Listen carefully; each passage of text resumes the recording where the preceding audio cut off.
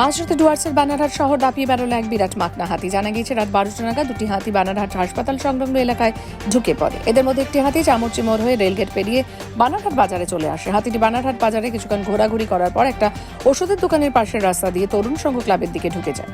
এদিকে কলোনিতে হাতি ঢোকার খবর পেয়ে স্থানীয় বাসিন্দারা আতঙ্কিত হয়ে পড়েন। এরপর হাতিটিকে বানারহাট আদর্শপল্লীর 1 নম্বর কলোনিতে ঘুরে বেড়াতে দেখা যায়। হাতিটি দেখতে রাস্তায় বেরোনো কয়েকজনকে হাতিটি তাড়াও করে। খবর পেয়ে বন দপ্তরের বেন্নাকুড়ি ওয়াইল্ড লাইফ স্কোয়াডের আধিকারিক ও কর্মীরা বানারহাটে ছুটে আসেন। বনকর্মীদের গাড়ি সাইরেনের আওয়াজ শুনে হাতিটি একটা বাড়ির গেট ও সীমানা পেরিয়ে চা বাগানে ঢুকে পড়ে। এরপরই হাঁপ ছেড়ে বাঁচেন স্থানীয় বাসিন্দারা। হাতির থানায় সামান্য কিছু ক্ষয়ক্ষতি হয়েছে। ভোর রাত পর্যন্ত বনকর্মীরা লোকালয় সংলগ্ন চা বাগান থেকে হাতিটিকে তাড়িয়ে ফের জঙ্গলে পাঠানোর চেষ্টা করছেন। কখন আসছিল হাতি? 12:30। কি গেট ভাঙছে নাকি? ওই যে দেখতে পাচ্ছ তুমি। গেটে কি তালা মারা ছিলেন? হ্যাঁ, তালা মারা ছিল। কি বড় ছিল না? সেটা তো আমিও দেখলাম না। বেরোলো কোন দিক দিয়ে?